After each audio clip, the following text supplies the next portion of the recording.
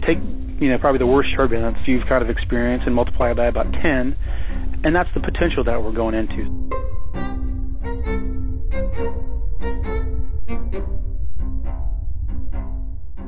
That's the voice of Justin Kibbe. He's a pilot. My job title says Hurricane Hunter Pilot. Yeah, he flies planes through hurricanes. It's all in the name of science. He works for NOAA, the National Oceanic and Atmospheric Administration. These missions are for data gathering to track and study hurricane paths and movements. But Justin Kibbe and I aren't talking about data. We're talking about what it feels like to fly an airplane through a hurricane. It starts to get cloudy, and once you're in the storm, you'll start to hear rain hitting the windscreen. It can be very loud. It surrounds you. It surrounds the whole plane. Probably the best way to describe it is if you have ever lived in a house with a tin roof. It's hard to hold a conversation inside. These are the conditions hurricane hunters fly through every time they go on a mission, because the point of flying through a hurricane is to fly through it and get to the eye. And he was telling me about the first time he ever did that. It was 2010. We're flying into Hurricane Earl. What's the latest information we're getting about Earl, Chad? 135 miles per hour and still getting stronger. And then I remember breaking out into the eye of the storm. Everything just kind of stopped. Everything, the noise stopped, the lightning stopped. It was pitch black out. You could see stars above you. It was really beautiful, serene, it was quiet. And it was a holy shit moment. What did we just do? What just happened? And a bolt of lightning lit up the entire outbound eye wall where I could see it visually. And all of a sudden I was like, oh man, that's gonna be scary. It was a rough ride on the way out, but I'll never forget it. It was probably one of the coolest that I'd been on.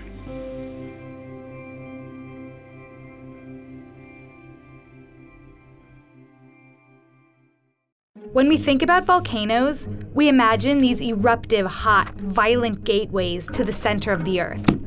And I spoke to a scientist who spends the night in them. My name is Ken Sims, and I'm a professor of isotope geology at the University of Wyoming. Ken studies, among other things, volcanoes. And it's for a few reasons, but one in particular. You can start to forecast its likelihood for another eruption. To get his research data, he has to spend time in them, sometimes overnight. So we're talking about what it feels like to spend the night in an active volcano. You're in a big crater. It's spectacular. This is like being in a deep, deep canyon, except for now it's circular all the way around you. There's a lava lake below you, and the summit is above you. Volcanoes have a particular smell because they're full of gas. Those gases are very sulfurous, so they smell strong and acrid. They also have acids in them, and so they're toxic. The air can be dangerous to breathe in. You oftentimes are wearing gas masks, but it's pretty hard to sleep with gas masks. And it's noisy.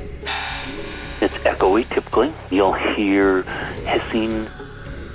Instead of a campfire, there's an active lava lake. But looking at a lava lake is just phenomenal that way. It's mesmerizing. And there's something about the red, warm glow. It's unworldly. There's a lot to distract you from sleep. But Sims says none of that matters. You don't want to go to bed. I mean, this is how the Earth's surface formed, was from volcanoes. And if you're in the moment, it's amazing. That's so cool.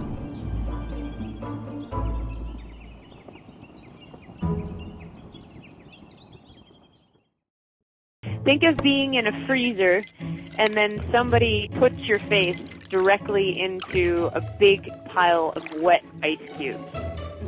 That's what it feels like. I'm speaking to Lisa Kelly.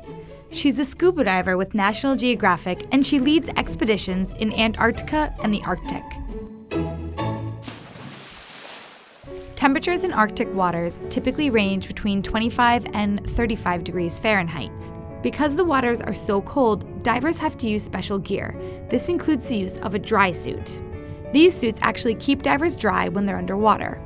I like to call it a self-induced state of hypothermia, really, because even though you're dry, you're still going to get cold. And that is such a shock on people's system.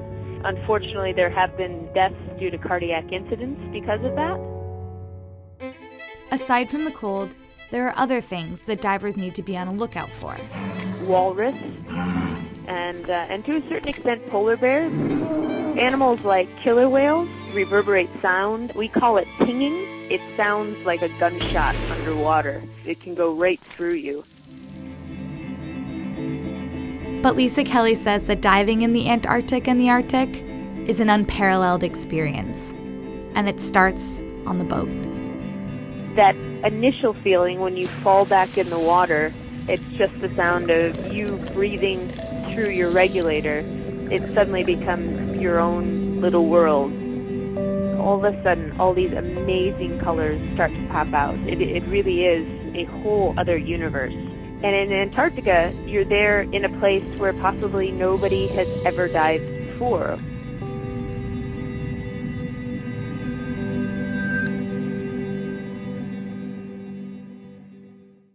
When we think of the ocean, we think of the beach.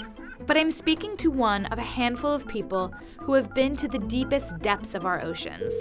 My name is Bruce Strickrott, and I am currently the senior pilot and manager of Alvin Operations Group at the Woods Hole Oceanographic Institution. Phew. He pilots a submarine called Alvin, and he works with scientists to explore deep ocean life and terrain. Yeah, our average depth on most of the dives is between 2,500 and 3,000 meters.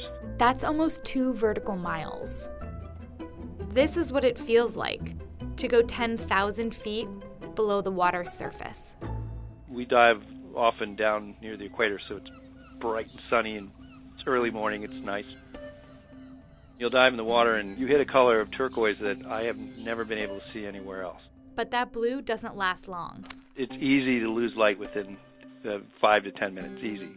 And you're left suspended in seemingly black water. The sub spins the whole way down and the whole way up, but you don't even notice. The only way you can tell is you can look at the compass and see us turning around. Within that darkness, small flashes emerge. These are from animals who live at these extreme depths. You hit lots of bioluminescence. The amount that you can see outside is astounding. And then you hit the bottom.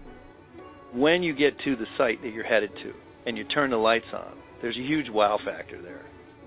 In particular, areas with geothermal vents or these underwater geysers, massive structures that rise thousands of feet up towards the surface. The view out the front is astounding because there's nothing like it anywhere else on the planet, nothing. Our perspective is altered by our experience because you can't go and look at the ocean anymore and think of it just as this endless flat surface of water. You have an understanding of what's underneath it.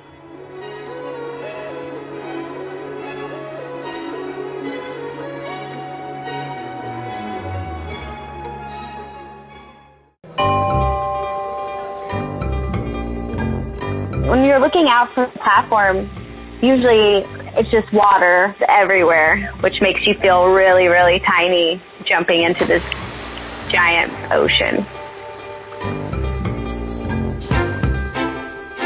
I'm Rochelle Simpson, and I'm a world champion cliff diver. It's very similar to Olympic diving. The only difference is at the end, we're going to land on our feet. As I climb up on the platform, you hear the wind blowing in your ears. Sometimes there's seagulls zooming around my head. I hear the announcer call my name. It's kind of like I'm going into this hallway and the sound slowly cutting out because that's when I'm going into focus. And that's when I set my feet and then my arms go up. I count to 3 and go.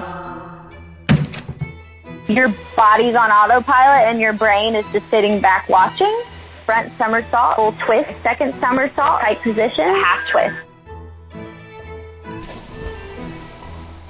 When you hit the water, at first you don't notice anything, and then it starts all coming back. You create bubbles underneath the surface, and you feel those bubbles pushing you back up to the surface. Quite a cool feeling, actually. And you come up, take a breath of air, and the rush of adrenaline, it's like you've been holding it off and not even breathing until you hit that water. Each time I enter the water, it's another successful moment of convincing my brain to do something I'm scared of. But each time I get a sense of empowerment when I overcome it. I love it.